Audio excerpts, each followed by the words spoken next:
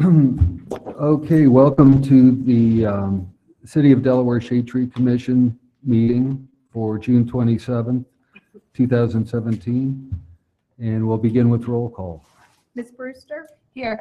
Mr. Buck? Mr. Carey? Mr. Glissman? Here. Ms. Schaefer? Mr. Wilbur? Here. Ms. Wood-Meek? Here. Vice Chairwoman Wright? Here. Chairman Olin? Here. Motion to excuse seconded for our absent members. And vote, please. Ms. Brewster? Yes. Mr. Glissman? Yes. Mr. Wilbur? Yes. Ms. Wood-Meek? Yes. Vice Chairwoman Wright? Yes. Chairman Olin? Yes.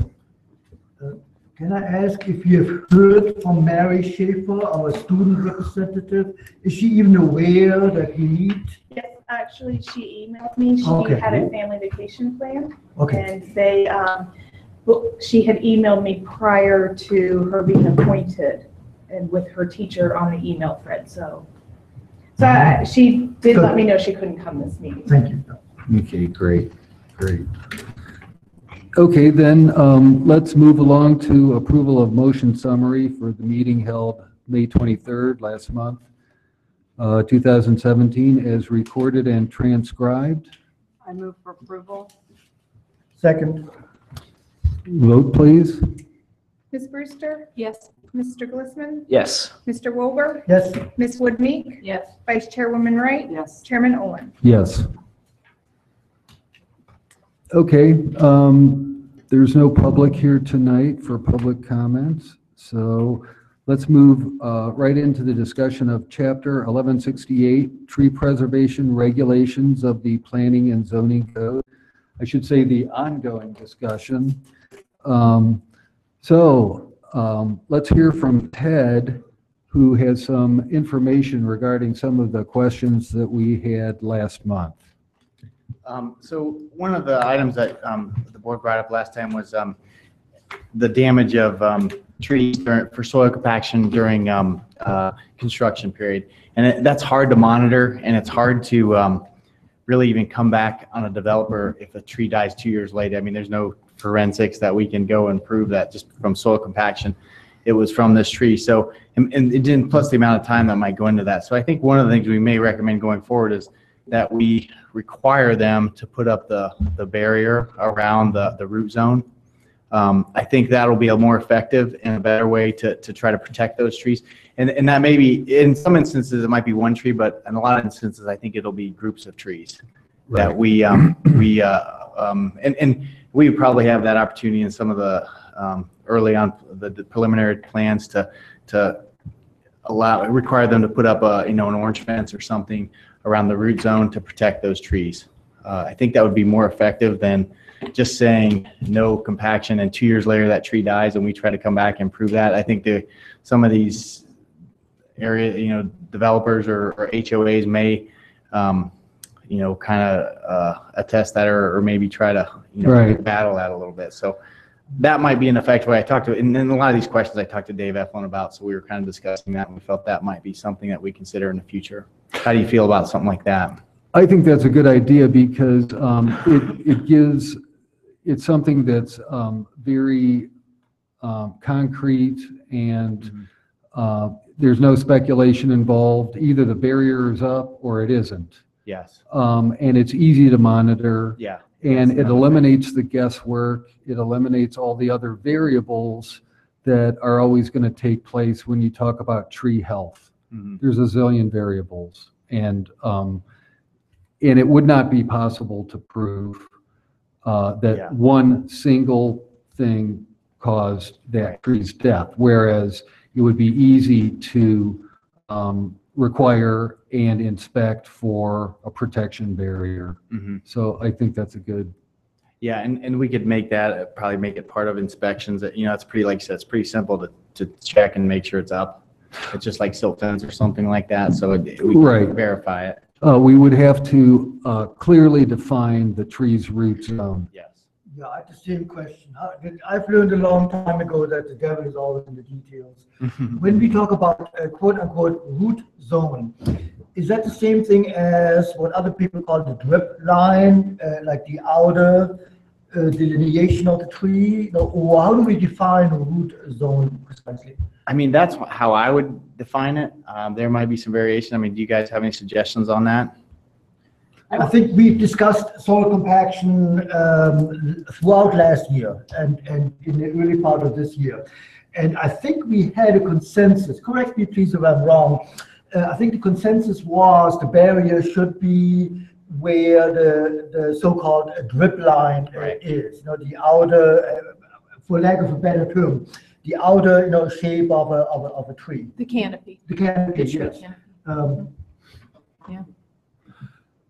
I was So just that would be going my- to suggest, I was going to suggest that we either substitute those words in or put them in parentheses, because a root zone may not be able to be defined specifically for a given tree. Drip line is something you can see, so Oh, it's right, less subjective. right, the drip line of the Yeah. tree. And then in order to protect the root zone, we're Yeah. using the drip line Right. as Or you could the, say 6 inches beyond the drip line if you wanted to even expand that, but.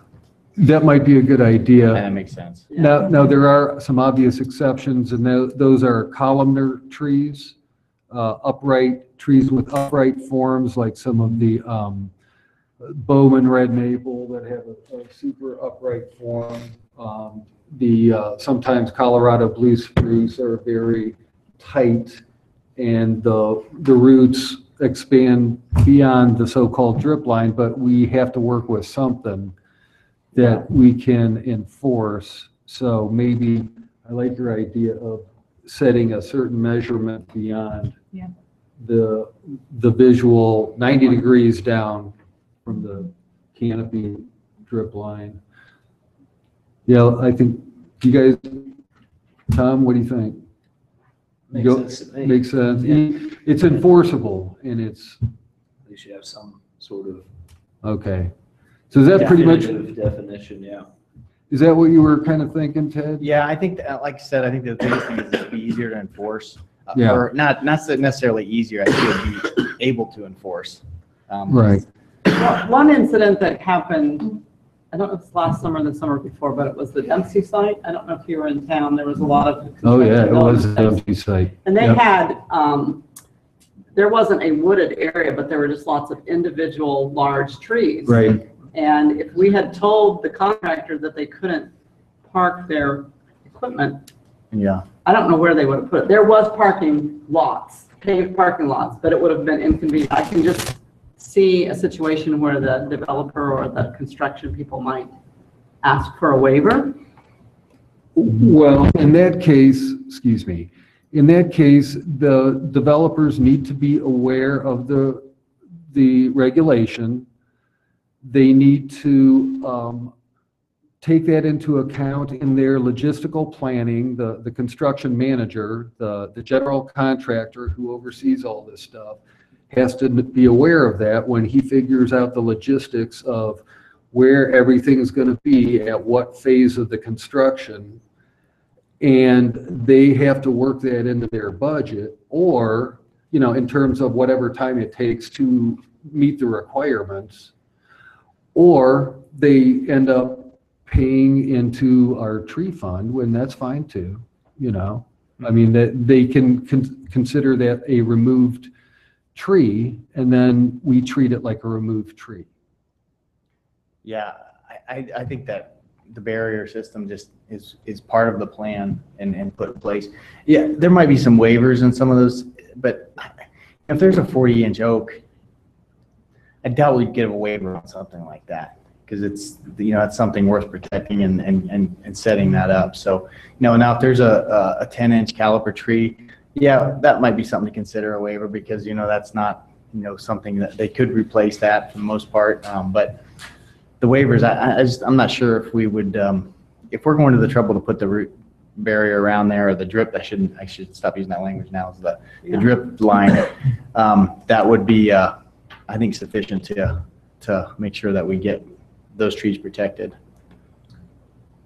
Not to complicate things, but looked up root zone, or what it was called, and this is, of course, just something quick from UC Berkeley that said the drip line is also can be irregular. Yes. Yes. Yeah. They Right. give a mathematical equation. Where you take the diameter of the tree at your breast line and multiply that number by 12, and that would be an accurate measure for protecting the quote-unquote. Wow. Oh, what's that equation Well, this is again? just according to 38 UC times Berkeley 12. Forest Pathology. You would take In how does it feet? read? The dimension of the diameter of the tree trunk in inches at breast height, and then multiplied by 12. And So that, a foot for every So- inch, caliber inch, basically a Correct. foot for every For- caliber inch. Yeah, Out from, out from the center of the tree, or the trunk of the tree. okay. So, okay. Well, that's I don't know. that's an equation that's easily doable. That's Yeah. easily workable, and UC Berkeley is a good well, yeah. source of, So you say that we could say the drip line or Or that. this calculation? They just said the drip Whichever is line is a greater. little bit hard on Yeah. some trees, but I Sure. would say that's. well, that's something true, like for most on trees. a slope, you get a lot more roots on the downhill side than on the uphill side. And Yeah. so they're right, there are variations, but at any rate, we can work on a definition. Yeah, I can maybe get some other language from other codes that get into that definition of the drip line and, how it's established out there. And what would the barriers be constructed of, or? I would just say that orange construction fence. Okay, yeah, Plastic fence. yeah, Yeah. It's Okay. easy to see and it's readily available and yeah, it's easy to put And in. would all trees be subject to that, or just trees? well, not all trees, if they're willing to, I guess if there's some specimen trees that are, on the site, but that would be a different circumstance, but, depending on what they decide they're gonna save on the Yeah, site, because, okay. a lot of, right now, they just say, yeah, we're gonna save this tree and Right, and we don't, they could be driving up, parking everything underneath that tree, but I think we could define it as on the plan that they're gonna save this group of trees or this specific tree, and then they'd be required to put a fence around there. right, because if they don't protect it, it's like cutting it down. Okay. And that's according to the language in the existing 1168, that's a removed tree.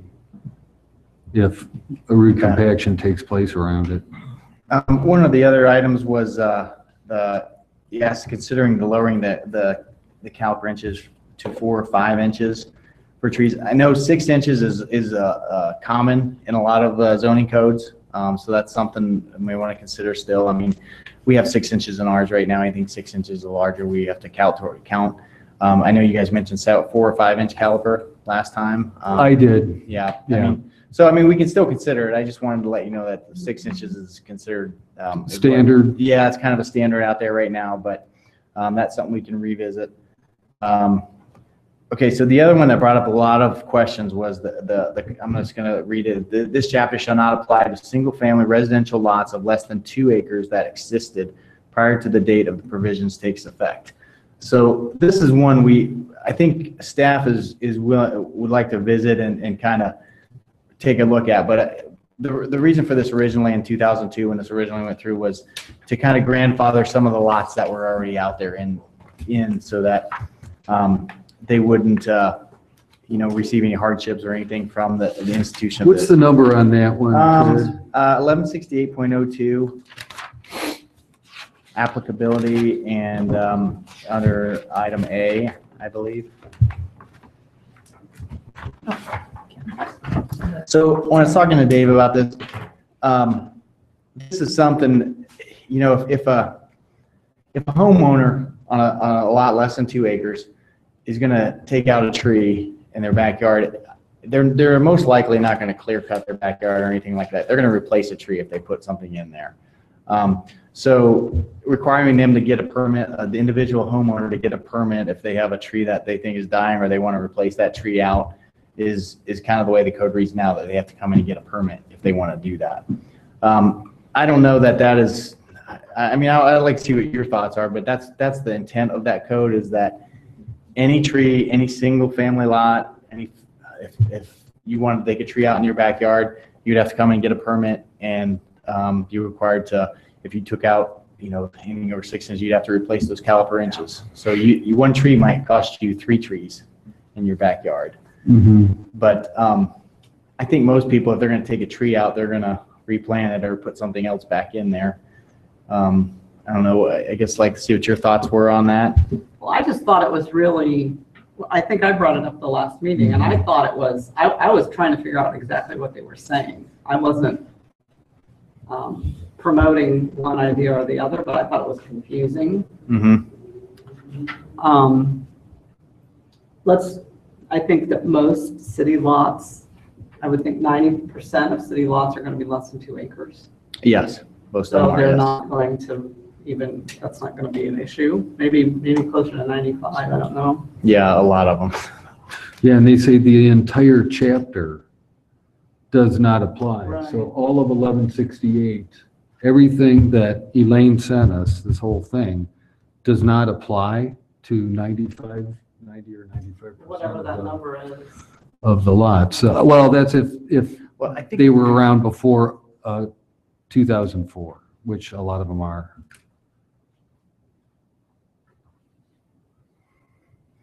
I mean, if someone in there, I think Tom brought it up a little bit last time, if someone in there wanted to take a tree down in their yard, I mean, should we require them to get a permit if they're gonna, if this tree That's is a tough dying one. or something? That's a tough one because most of the people that I know that want to do something in their backyard, it's because they need to add on to their house because they just had a couple more kids or whatever. And they want to add more, do an addition to their house, and usually that's out the back.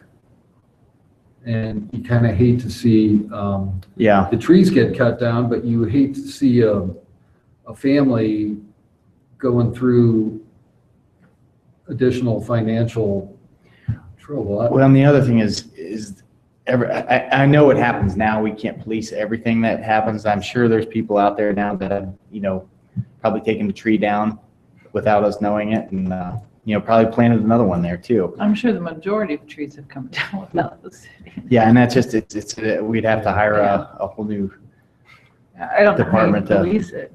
yeah, it's almost next to impossible. Maybe it's maybe it's unenforceable and. Unless there's a new construction going on or something like that, but just Well, it's still worth keeping in the actual keeping this code. in the language of the chapter here. But maybe we define it a little bit more or something.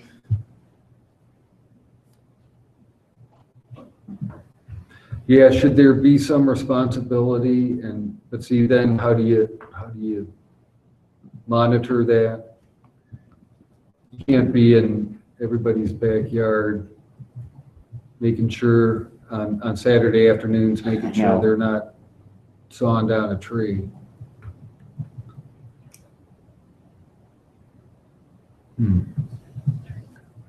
Well, I don't have a firm position on that yet. I'm maybe hopefully working on it. Okay.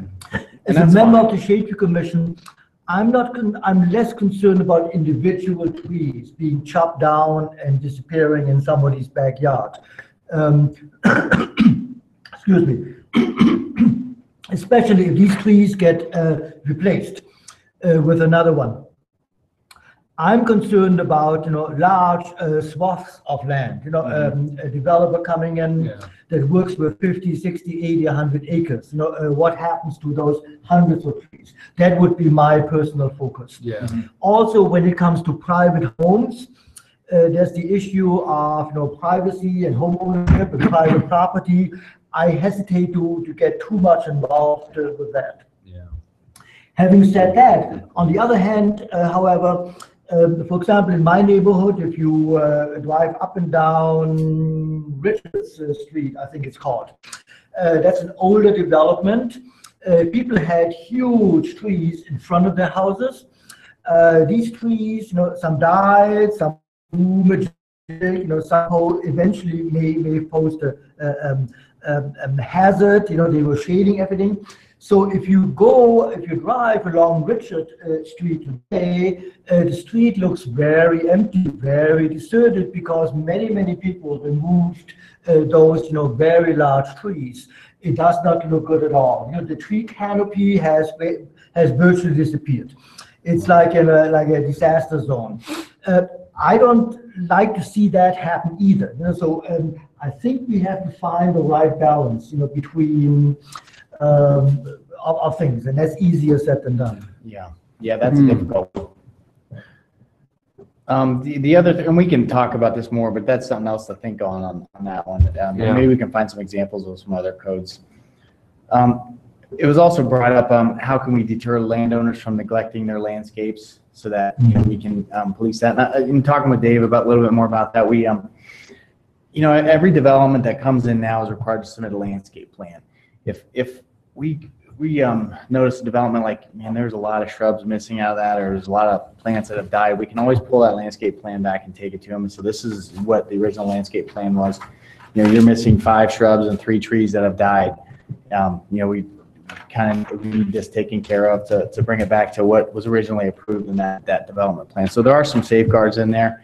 If a development, if one shrub dies or something, no one's really going to notice that too much, and I don't think we'd enforce that. But if there are a landscape that it really falls into disrepair, then yeah, we have some documents that can back us up to help us restore that landscape.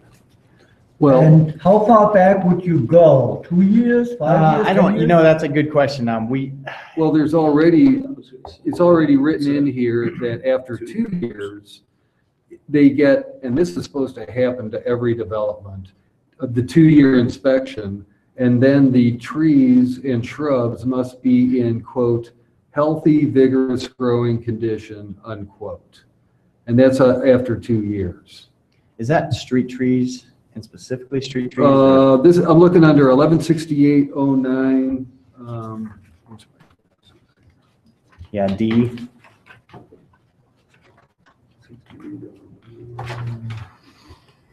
Yeah, and we do still. Doug does that. He monitors those trees. And he inspects them after 2 trees, and he can check them off if they're still alive. Right. So doing well. If they're healthy and vigorous after 2 years, that's usually about the length of time most trees establish a root system.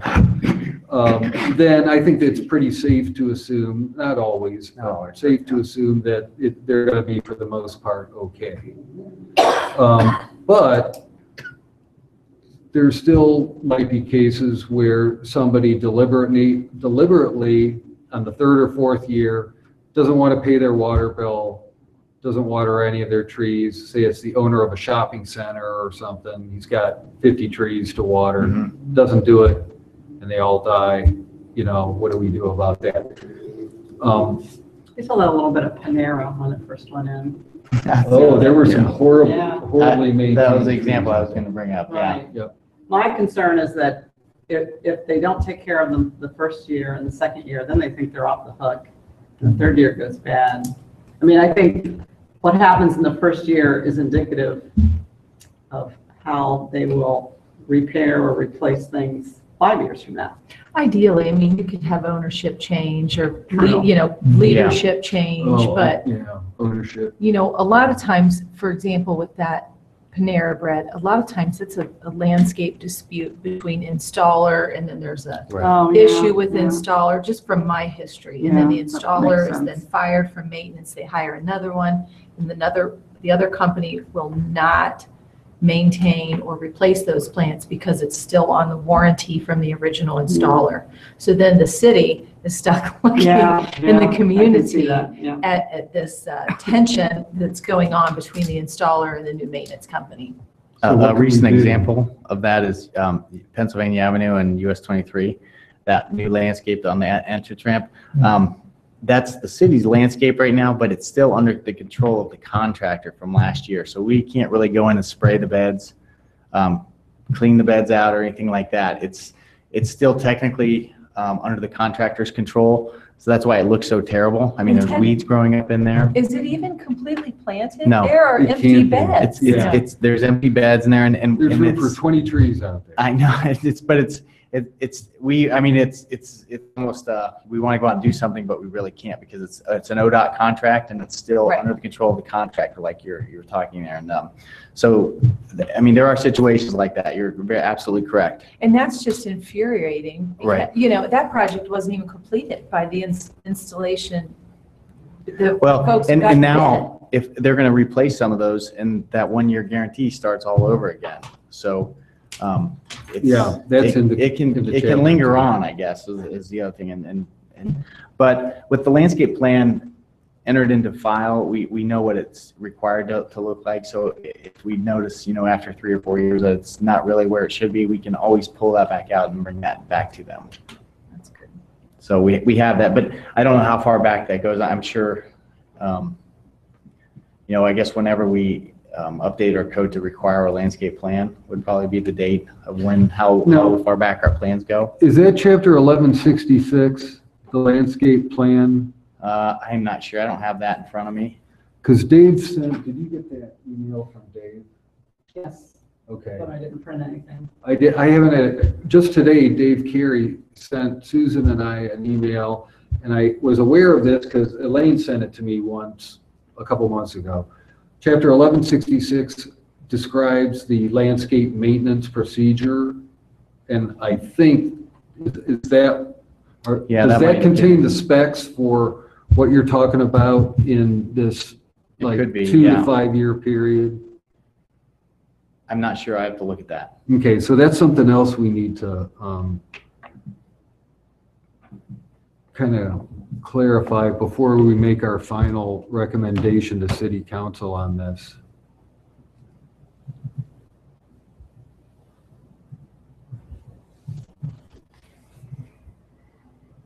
So if everyone here has time to look at chapter 1166. Okay. It's on the city's website, so you can find it and look it up. I can- Relatively easy. I can forward what Dave sent. Okay. I'll forward it to everyone so Thank that you. they have it. Thank you. He sent us the link. So.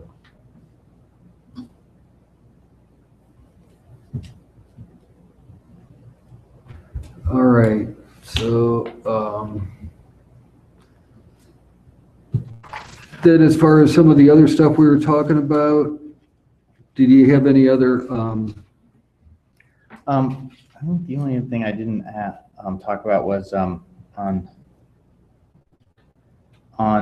item 116806B. You talked about, does this involve trees that are still alive? So if there's removal of trees, shall be deemed. okay, what was that number again? 116806B. Okay. So the question I had on there was, this involves trees that are still alive. Mm-hmm. I mean, that's kind of a Doug call. He'll evaluate a tree. I mean, I think if an ash tree is 80% alive, we call it alive still, even though we know it, next year it's probably going to be a lot less. But I think that's kind of his in the field determination. So Did you say 116806B? yes, 116806B. Yeah, okay. Well, they don't really mention whether the trees don't need to be either, it's still, even if they're alive, they can still be designated as Yes. removed. They can, yes. So yeah, they can be alive and still removed. And then when it comes to utilities, a lot of times the utilities, there's easements in there, and I know some of these trees, when they get trimmed, they look terrible after they're trimmed out from the utility lines. The alternative is probably to take the whole entire tree out, and usually the utility easement would allow them to do that. I think a lot of times utilities will just cut out and hat rack a tree or something like that, and I know it doesn't look the best, but a lot of times that falls to the utility easement language, if that makes any sense.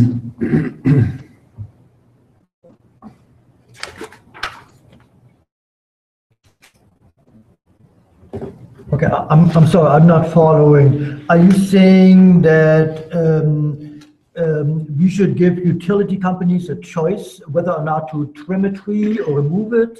No, you guys brought up a question last time, this tree is excessively pruned or thinned, Okay. and was asked if, does this include utilities?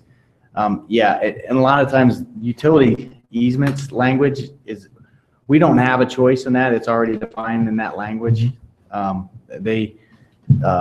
It just depends on each utility easement is written different. So we'd have to look at it on a case-by-case basis on that utility language.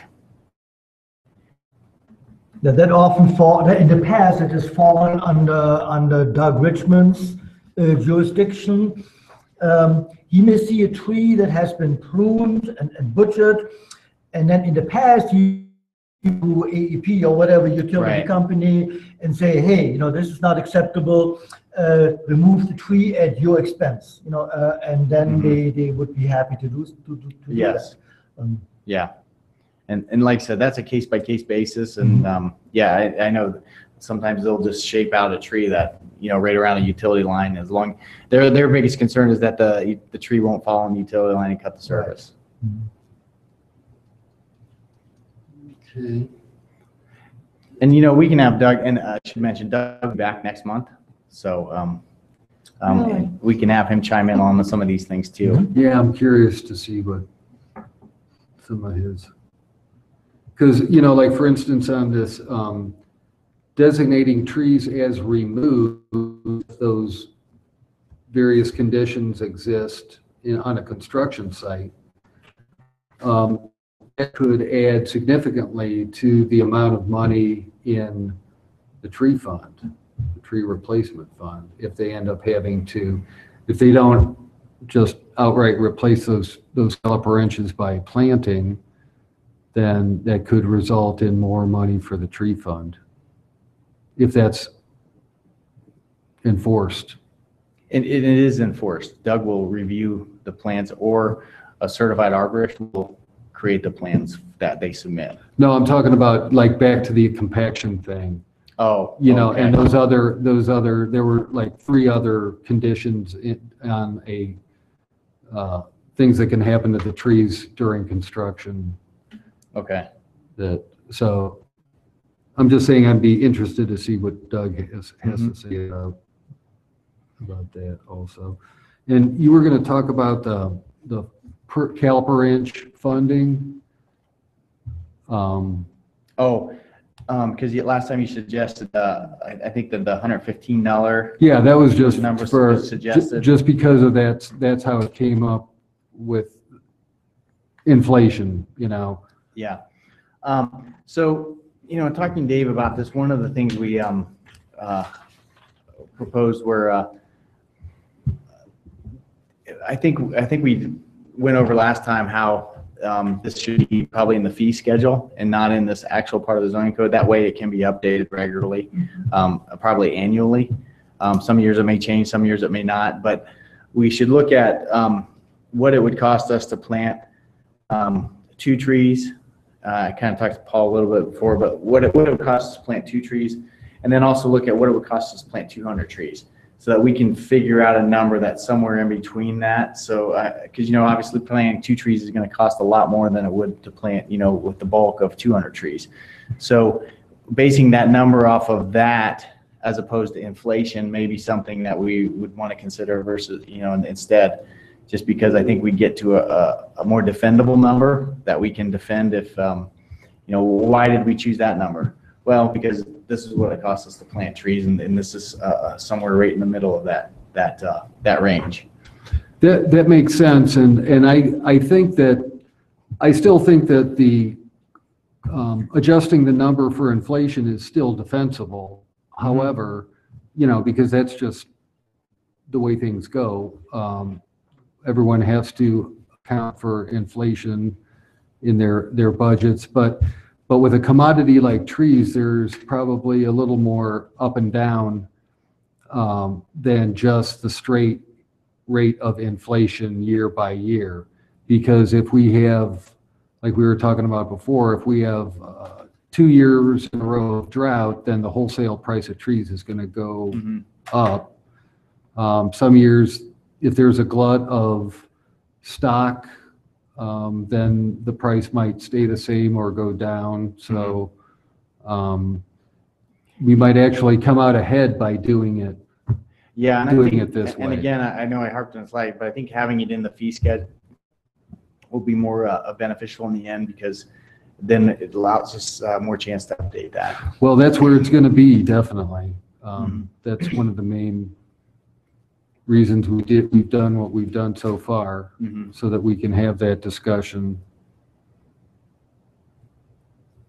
Using the formula you just explained, Ted, if the bulk number is large enough, let's say 500, you could easily arrive at a cost per tree, per caliber inch that would be less than $100. Are you and David Eflin considering going below $100? Is that an option? I don't know that we would get that low. I mean, so you're saying, we're not just considering the price of the tree too. I mean, there's the price of the transporting the tree, for maintaining the tree, planting the tree. I don't know. I don't think we'd consider that. Maybe I'm paranoid, but obviously, I have the BIA in the back of my mind, and there is probably pressure, being exerted, on the city by developers such as BIA. And I'm concerned about any and all attempts to dilute and water down our current tree replacement formula. Yeah. I would not vote for any attempt to go below $100 per caliber inch. Yeah, I don't think that's the case, and there is no pressure. It's conversations, but it has to be a defendable number. Where do you come up with $100? I mean, is it just pulled out of the air? We have to be able to define where we got that number from, and be defensible in that case. But if it's going to be in the fee schedule, it's possible to have a tree schedule, a separate schedule. If you're going to be planting 1 to 20 trees, it's $115. If it's 20 to 50, it's Sliding $100. scale. Yeah, sliding scale. So when you get up to if they have to replace 200 trees, That's $75 a tree. what every business Yeah. does. Yeah. Well, that's I how wouldn't they're be a- sold. Yeah. That's how they're. That's how we should do it too. So within your fee schedule for the city, you're going to have a separate tree Sliding scale. replacement Yeah. schedule. Yeah, I think that's a great idea. Because that's how business is done. Everybody wants government to work like business. Yeah. Well, this is our chance to. And not to disagree with Tom, but I would have no problem if somebody's going to be asked to plant or replace 200 trees or some large number. $75 is still a chunk of money. Well, you mean like $7,500 per caliper inch for 200 trees? So, Yeah. It was so that the numbers altered. I get it. Yeah, I wholeheartedly agree. The purpose is not, to make, money, to reap, a profit.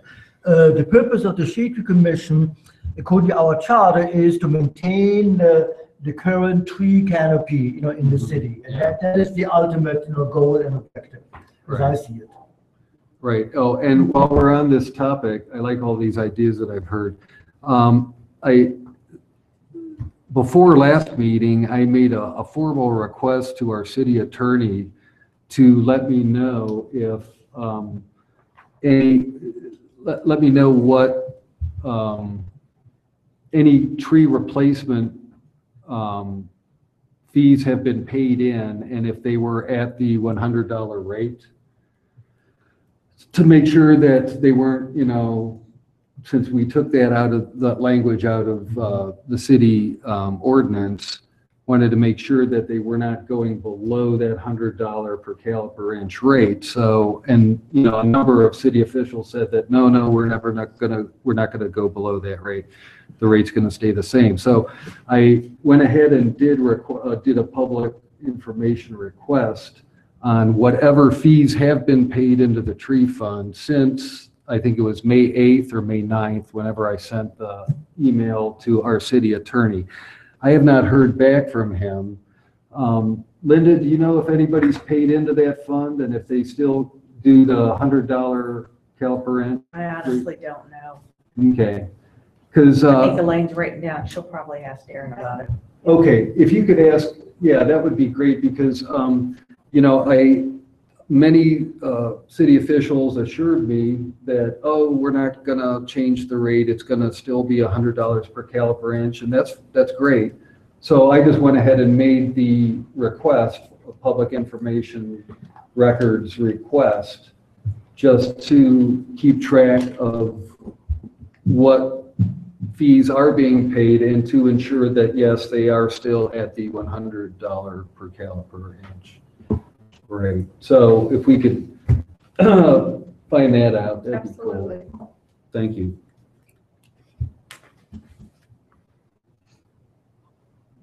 Okay, Ted, do you have anything No, else? I don't have anything else. All right, thanks a lot. That good conversation. Anybody else have any more on this topic? I mean, we'll continue to keep grinding through it, and then when Jim gets back and Dave gets back and Doug gets back, hopefully we'll all be together next.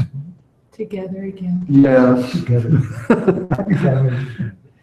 Next July, and we can all get on the same page and continue this discussion, but I think we're making progress on it, so that's good. So if that's it for now on the Chapter 1168, Dave Carey requested that we take a look at Chapter 1166 also. I'll forward that to you guys. I think his request was to just look at it as it relates to this, Okay, you know, any related things. That if you revise one section, Yeah. sometimes it throws. You know what I would suggest, just to streamline this process, is if you make corrections, if you could submit those corrections, and that way we could combine them and you know, have a copy, because right now we're kind of throwing out a lot of different stuff, yeah, and it would be nice to get it in one document so that we could have it on file. You're talking about this 1168. Well, 1168 would be good too, because we've kind of just here and there, and if you have comments in one area, and then if we're going to look at 1166, I would do the same thing on that too. okay. But you would like us to, and I anticipated this, I mean, we kind of owe it to you It would to keep things. try to organize Yeah. our thoughts Organize here. it. Okay, Well, I think that after our discussion last month, it looks like there's a lot of changes that have been made. Well, we said we have some suggestions in there, yeah, on 1168. Yeah, I'm looking at, remember we questioned about the titles of positions? And I Right. think those, Director of Grounds and Facilities or designated. Oh, yeah, a lot of those things would be, updated. Yeah, you've Kind of already updated them. housekeeping things, Okay. yeah. Mhm. Director of Planning and Community Development, that's Eflin's position. Okay. Yeah, I guess I was more aiming just towards the content and the meaning of, what, Okay. how things were defined and. right, okay, yeah. Well, yeah, if we can get a moment, each of us who have suggestions, get them written down, and then we'll email them to Ted, and then give you more work to That's do. fine, or Elaine, that's fine, either one. Or Elaine, okay. Okay. All right, well, we'll get through this sooner or later. Okay, so then, staff comments. Doug will be back next month. He's doing a lot better now, and so he'll be on light duty for a while, but he's been progressing along fine, so we'll be looking forward to seeing him. He starts back on July 2nd, actually. July 2nd, okay, Yeah. Third. great. It'll be. Yeah, 3rd. Yes, that's a Monday. Monday, okay, Then he gets another day off after that. yeah. Next day off. It's a good way to start, okay. Member comments? Any member comments? I just want to say I've got all of the stuff, the handouts in my Oh, goody. car. So I would like to pass those off to you. It includes a flag and a flagpole. Okay. They're out in the parking lot. I'll meet you after the meeting. Thank you. Well, I just want to thank everyone who helped out for all these events that we've been involved in lately, the community outreach events. And it's fun, and it's a good way to get the message out to the community. So thank you. Anyone else? Yeah, this is for you. Oh, picture. thank you. Um, Wow, I look old. Man. Yeah, this is a picture from Paul Olin, was one of the recipients of an award at the Now Watershed Festival on June 10th. A couple things here. Sometimes it's interesting to learn about what is not happening. For example, according to press reports in the Ohio Department of Agriculture, there is no gypsy moth spraying in Delaware County this year. This has been a controversial issue in previous years. At least one city council member had, serious questions about the toxicity, of the substances released, over the city, over the city of Delaware through low-flying airplanes. So the Department of Agriculture, did I say that correctly? The Department of Agriculture is focusing on southern Ohio counties this year, Franklin County, Licking County, and south of there. So we are off the hook for this year. Tom, I have a question. Yes. About that. Is that, did they decide to stop spraying here because past spraying was successful, or because it was unsuccessful, or because it's too expensive, or because of residential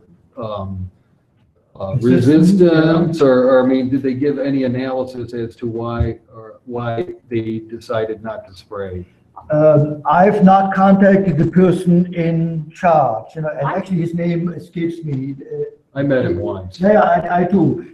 There was a public day, an open house day last year, which I attended. Yeah. I thought that the original plan was to only do it every 2 to 3 years. I thought that it was sort of on a rolling basis across the state or across the front of the. Oh, okay. I have seen survey traps. Yes, out. those are out. What So they color are are those? Green. Yeah. They're Are green. those gypsy moth traps, or are they mosquito traps? I looked at one of them, and it does say gypsy moth, those Yeah. green Okay. gypsy moth. Okay, green. And then the blue or emerald ash borer, purple. Yeah. Because we have No, mosquito I traps don't out know. too. I'm thinking of EDV. There's a purple. Yeah, that's what I'm. Okay. Well, in response to Susan, they've done it at least for 2 years in a row, in recent years. Yep. In response to Paul, it could be a combination of factors. Yes, it was not popular. B, their budget is limited. They have to prioritize. Right. And the gentleman I talked to last year was not happy about the fact that his department did not have enough money to do all the spraying he thinks would be necessary and desirable. Okay, all of a sudden I'm thinking here. Something else, in my neighborhood, Sunnyview Farms, Delaware Meadows, there is a pocket park, Marvin Lane Park, which is near Schultz Elementary School. They had a number of ash trees there in recent years. They're all gone. They left one standing, which was still quote unquote alive last year, maybe 25, 33% alive. It is now totally dead. Dead as a doornail. The whole tree is sitting there in the park with kids playing around. So eventually it's going to be a safety hazard. It might topple down someday in a storm, who knows. But that tree, that last ash tree in Marvin Lane Park should be removed. It's not huge, no? It's a one afternoon thing. Okay. What else? I was going to also mention the Now Watershed Festival. The last thing, I attended City Council last night, and I just wanted to bring to your attention that, according to my calculations, the Shade Tree Commission is the only commission or board or committee that does not have a city council representative, on the board. I know there are reasons for that. Thanks for volunteering. But I wonder what it means. Does it mean they hate us? Does it mean they love us? Does it mean they totally trust us and we have their full confidence? I don't know. It's just a noteworthy little quirky thing. Well, George was here for a while. Why did he leave? He left because we had a full complement of 10 voting members. And his vote, correct me if I'm wrong, but it was determined that he was no longer a voting member because we already had 10 people aboard, including a student representative. Okay. So he opted not to be on the Shade Tree Commission anymore. Okay. And I would echo your sentiment. It would be good. It was good to have a city council representative on the commission, because we could ask questions. That member would inform us, especially about procedural things. So, I would find it beneficial to have a city council rep on this committee, but it does not have to be. It's not an absolute necessity. Just something I just wanted to bring it to your attention. And Tom, just a point of correction, you had 9 voting members. He was the 10th person, so. Yes, correct. Okay. All right, thanks, Tom. Anyone else? Okay, then it's time for plan reviews. Now, I've been told that Linda said that Doug has looked through all these already. Yeah, I didn't want him to pile up too much, so Doug has reviewed them, but I didn't have Doug come tonight because he's still taking some leave. So, yeah, we have and a couple of them are informational. They're still waiting on. So,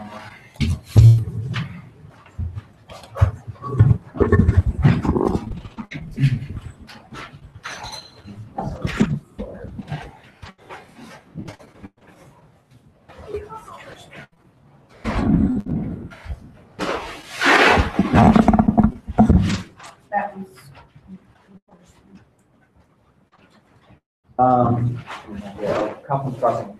So this was, when they submitted this last time, they didn't give us the street trees.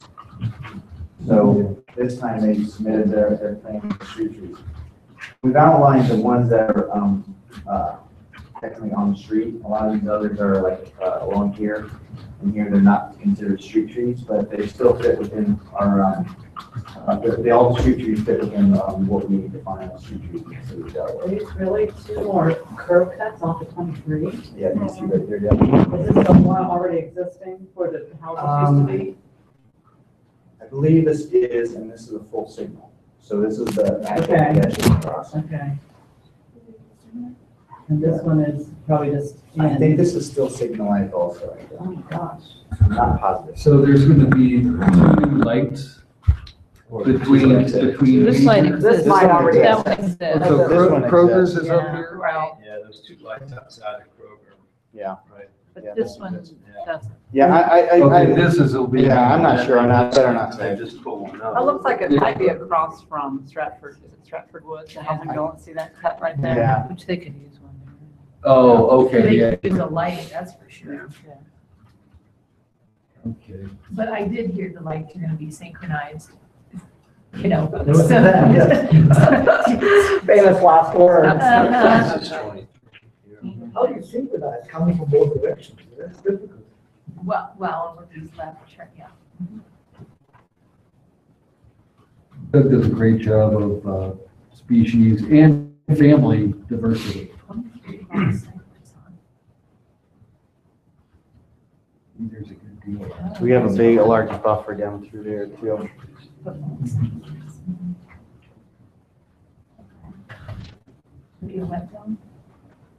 Must be, there is a big wet zone down Is there. there a reason it's not highlighted? Because it's probably not. It's not a street tree. Oh, gotcha. It's a Yeah. wet zone, like, Yeah. where is it? There's Right gonna in be here. trees running through here, and they maintain, they kept those trees. If this is the overall plan, and then yeah, so this is kind of this area right in here. Is that border, their northern border, okay. and then there's the street, and then you can see where the street trees actually are. Okay. This might be a Doug or a Dave question, but I'm wondering, or Ted, do you know how long Syringa reticulata live? I don't think they're very long-lived trees, are they? I'm not positive on that.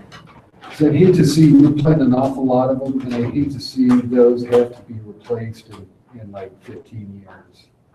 22. Huh? 22. Well, I mean, Unfortunately, that's, we don't have a lot of choices on the ornamentals. I know, we're using it as opposed to like hair. Yeah, it's we have a short list of ornamental trees that we use right now. Yeah, because of the sidewalk. What do you think? I bet these seem like they would last longer. Well, yeah, I'm not sure. I just don't recall seeing any really big ones. I think they're just so new. I think Yeah, they they're just started being used, right? Yeah. They're nice and small and formal and. Yeah. And then you can see further down more detail. That's the other section. Okay, this is all pretty straightforward. Is Yeah. this like a catch bait retention pond or something? Yeah, looks like it. Might be a detention pond, rather than a detention pond, but I'm not sure, I'm not positive. Well, the Japanese tree lilacs about 40 to 50 years. Oh, is it? Okay. Yeah. Okay. They are. Mhm. Yeah. Yeah, no, that is a wet area. Okay. So those will be good in that area, yeah. Is there one more sheet on this? Yeah, Yeah, one thing I did notice in the teeny tiny diagram on my computer is they don't show these being 2 inches above grade, their planting diagram. The top of the root ball being 2 inches above grade, they show them being flush with, that, I don't want to make a big deal out of it, but I wouldn't want my trees planted that way. Because, they do call for where the trunk meets the root ball Yeah. to be 2 inches above grade, existing grade, and then you mulch. Yeah. Some mulch. They're showing these, this to me is too deep for this. But see, this is the finished grade, and I think they're about 4 inches above finished grade Where are these? on there, so they're. Where are they? I know, but where? There's that little 4 there.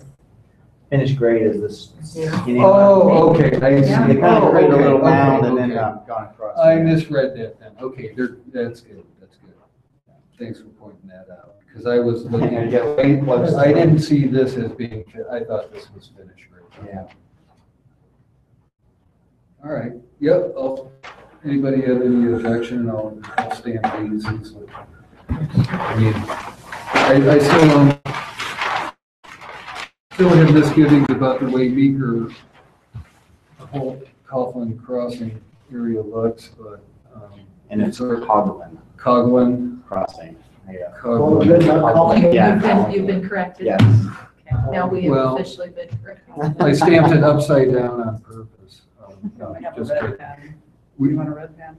It's up to Linda. Doesn't It matter. doesn't I matter. copy them in Hey, color Can I anyway. stamp that? Yeah, go ahead. Or you want to fill in that date, because it doesn't Here. show up, does it? That's good, it moved.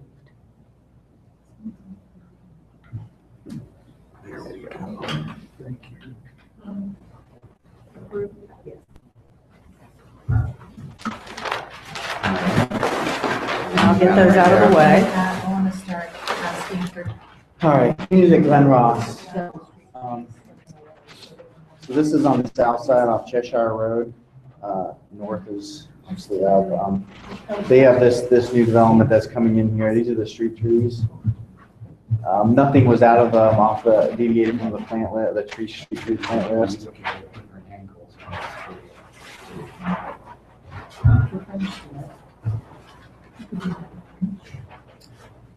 Dave Carey would probably have something to say about this Jefferson Elm. He doesn't like them? Like, I can't ever remember which ones are, he I likes. can't which- remember the good elms. I know, He's got it down. He should. I mean, yeah, he I does know. that. I don't recognize Jefferson, but all I would say is perhaps Doug should I know Doug did look at that. I'll Yeah. look at that Jefferson Elm again. consult with Dave Carey. Okay. Look at all those specific maples. Wowsy. I just do not like all of that non-moist soil. You know? They don't like moist soil? No, they do. Oh, They prefer okay. a little more moist soil. Like they're more like Northwest, Northern California. It's just closer to the water.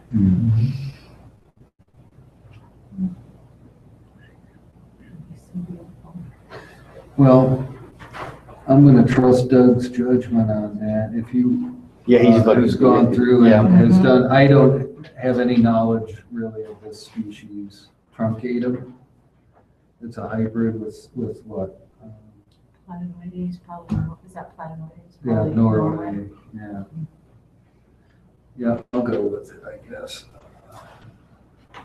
Not being real familiar This is, with yeah, that. this is more what, I mean, we've looked You at this good? community. Yeah. lots. Yeah, just this is just a street tree portion of it. I think information only, this is like they have their,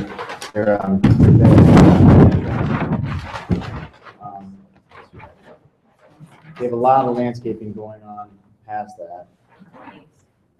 You know, they have a pretty detailed entrance design. All the cypress too. Cleveland Select Pear. No, we're not doing Cleveland Select Pear. Notice that, man, it's,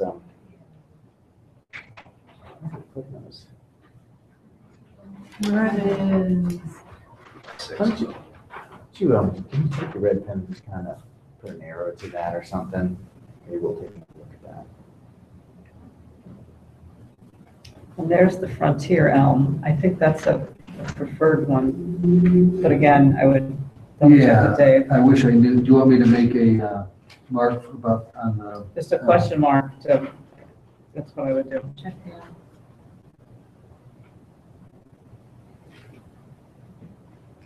One of the things, oh yeah, this shows it. One of the things we've changed is, they've added more trees to this landscape treatment along the back of these houses. And this is emergency access only. They've added, more, trees down through here, quite a few more. Oh, good. It's just kind of bare as it is now, so, but. Okay, and let's see what they got here. Now, why don't they use more London plane tree, just because they get too big, or? I don't think that, is that a preferred street tree? That's what I remember. They're pretty tough. We do them in the parks a lot, I know, but I know. Maybe they- they're sidewalk busters, aren't they? Yeah, they probably are. I mean, they're beautiful. I like Yeah, And they I know. do And stay they're smaller. tough. Mhm. They withstand urban conditions. Yeah, but, Very- Ah, That's cool, although some people are gonna complain about it. Kentucky coffee tree? Yeah. Get out of town. That's great. I'm gonna go over there and check the scene out. Yeah, this is creative. I like this. Uh-huh. well, they've got opportunities in the back areas where, you know, they can do some of that stuff, so. Yeah, that's a very, very interesting. I've always liked Catalpa. That's an old fashioned. That used to be real common back in like Victorian. Some Sit fence in my posts straight. backyard, we have plenty of them. Yeah, our neighborhood has a bunch, so. Yeah. Okay, we're good with this one, as long as they don't come in and compare.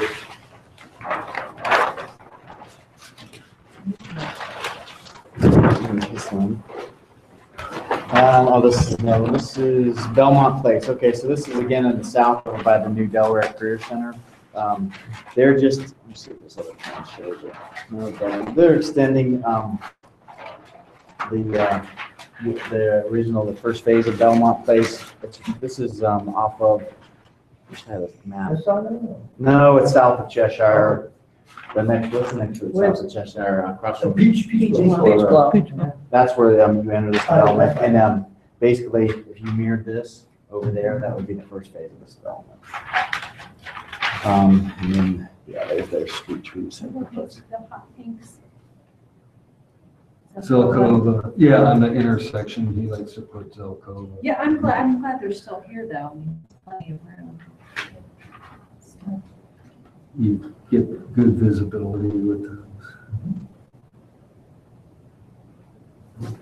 Oh, Picea, got some spruce.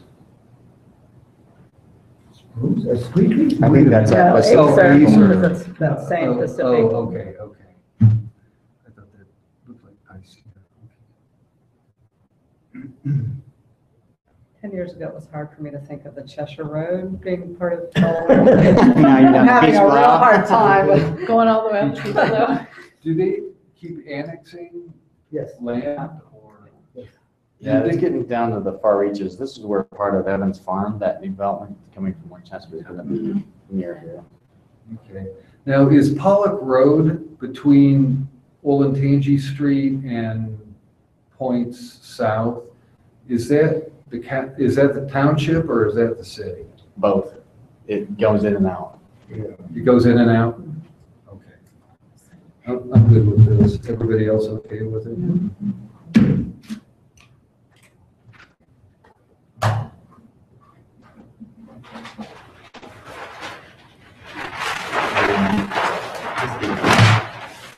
Oh, this is informational. This is gonna have to come back here, but we thought we'd just throw it out here now.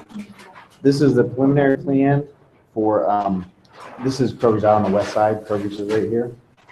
The Kroger's development, and all the other outlots that are with that, and BW3s. So what they're missing, they didn't, as we get to their tree survey, they forgot to put caliper branches in there. So this will be coming back. But I figure since we're here, we might as well just. Their survey, This is not their tree survey. This Oh, is just kind of the overall development plan. This is kind of just an FYI. It's I think they're marketing it as like 55 plus community. Kind of, a little bit still single family or actually multiple condos, and it's they've done one in Pickerington, and I think there's somewhere else, and it's been successful, and they want to do one in Delaware. So I'm still confused about the location. This is Crowell West, so this is north, right? Where's That's this? 37, right? Yeah. 37, yes. This is an Oh. And that's existing. there's Atlantic land. Chase. yeah, So, you don't, you drive past that and you don't see see It used to be an old farmhouse that sat right about in here. Yeah. the This is Chinese the jug place. right here. The jug. Yeah, so. So you Maybe Are want one there, for you, Tom. are there a lot of existing trees right now? No, it's not. There's not a lot. You'll see here. Let's go to the next plan. So here's their tree survey. Okay. Yeah. I need to look at that. They've identified, they've done a really good job, except they've got caliper inches. Yeah. Now, this is more than 3 acres? Yeah. So they did this with aerial survey? I think they Or did an did they actual re- survey. they They got recon- yeah, they had someone go out and locate these. I'm selling a lot, that big right now, how? It's gone. It happens. So, and how are you getting in here? Do you have to go into Kroger? Are they gonna do? They have an entrance here Okay. and then they're gonna have a secondary off the first. They're gonna have a driveway off of 37. Right here. I'm pretty sure this is gonna be. It's between Lantern Chase and the Oh, Kroger's okay. entrance would be down here. So that's another Let's orient like place this. where people are So gonna it's, wanna get in and out of there. That's how it's gonna go in there. So they're gonna, you can see there's a lot of trees up in here. Yeah. Oh, yeah. They're gonna save a lot of them. They're gonna save a lot of those trees. I know. That's good. They need to. Yeah, it'd be interesting to see how many caliper. I think they're gonna probably come out pretty even on this one, with the trees they'll put in the middle, since they're saving a lot of these. Okay. The only place Yeah, this they're really doesn't gonna, look- the only place they're gonna take out some trees are right in here and then on their entrance drive, so, we'll see, but they have to submit their caliper inches and then, like I said, this preliminary development plan, so we'll see where it goes. Do they have any trees listed? I'm just curious to see Yeah. if there's a lot of bur oaks. Yeah. No, These are what? These are the It has existing. some- black pin and No. white. Those are just existing. Those are the though, right? existing. Oh, She yeah. means on the They haven't plan. for proposed Oh, it. they the- don't have they're a gonna- plan. Well, Just curious. What's back here? Yeah, I mean, I don't think the road's available. yeah, they do have their plant They've got materials their- proposed. Me too. Me Yeah. too. Swamp I mean, white, that's hard to read though. lace bark, elm. A lot of conifers. I do not see any burrows. I only see swamp white. Funny. It's comical. Yeah. I know, that's true. Is that why you asked that? Yeah. Well, yeah. Why on earth? would Why would you call it bur oak if you're not That's a going good question, I to? never even crossed my mind, but that's a good question. Bur Oak State Park was named, is in an area where bur oak do not occur. It's down in the They don't. sandstone bedrock, Yeah. it's acidic soil down there. Yeah. They, ODNR actually had to import some bur oak down. They totally misnamed Bur Oak State Park down in the southeast. That's fine. Bur Oak lived on, western Ohio, not southeast Ohio. So there's a history of problems with naming things. after Bur Oak. It's fun.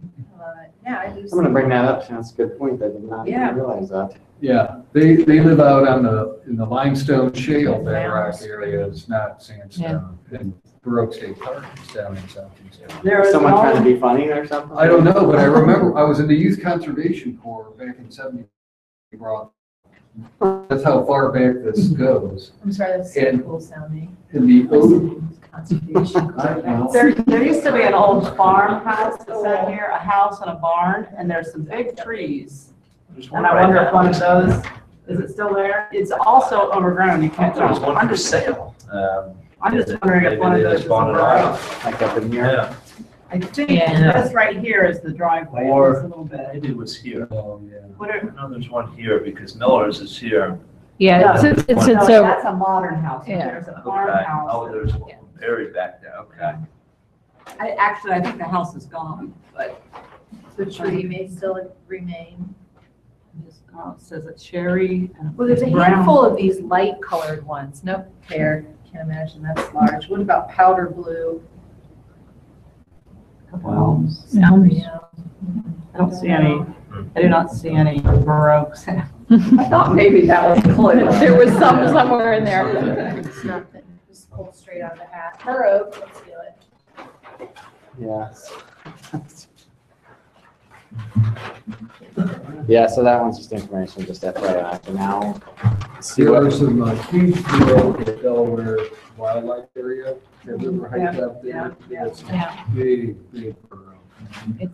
so this is another informational one. Yeah. Let's see if there's more of a, more detail on that. Really, this is out on Curve Road. Oh, Um, gotcha. And Armstrong is, I think, a little bit further that way. So, our landfill is right here. Okay. The railroad tracks, Okay. Gotcha. there's another Okay. railroad right, well, further up here, but, so they're proposing it's more of a condominium area. Okay. But that's, as part of these are single-family homes. This is gone and they've taken out a lot of these trees already. This was part of that, the Ron Sabatino development that was approved in court years ago. So that's why there was not a lot of review on that, because we didn't even get to review with the city. So this is under review. We're allowed to look at this. So this is the condominium area that they're proposing out here. Is it really gonna name it General Castings? I hope not. If That, Delaware would buy it. I was gonna say, that's not a great marketing. yeah, unless you're gonna sell Next to the old city. culverts or landfill. something, but yeah. Railroad track, that is not a good selling point. Some of the comments we've kind of given us, a buffer along the residence areas here, and they'll end up putting more in here, but this is kind of preliminary stage on informational only. These are condos? Yeah, that's what they're proposing there. And these are all single-family lots, and They're gonna hate it.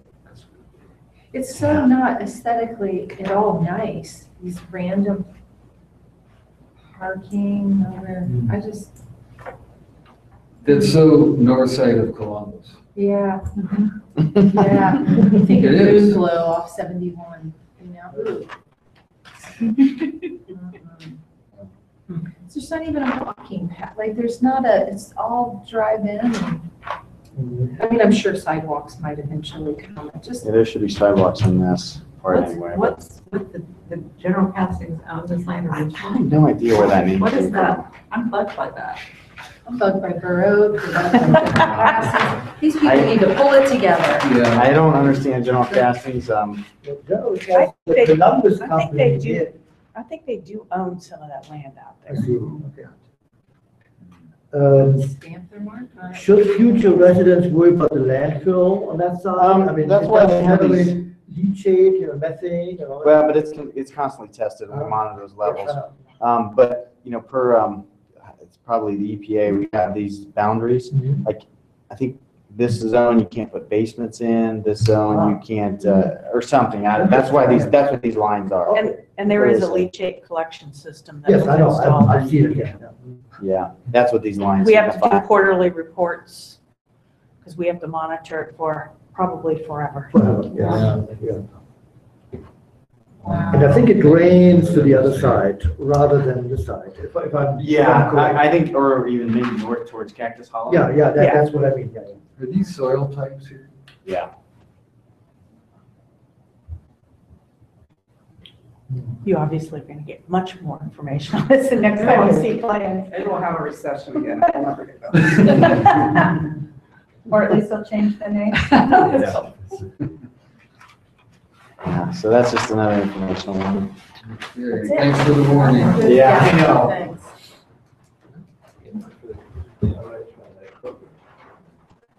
It's like down there on 23, you know. Trees go down.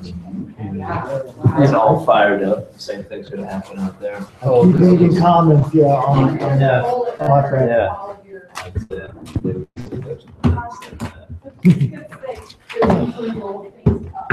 Okay, motion to adjourn? So moved. So moved, okay, we Tom, are second. adjourned. So, second. We are adjourned. Tom did. Tom moved it and Tom Glissman seconded it. Tom.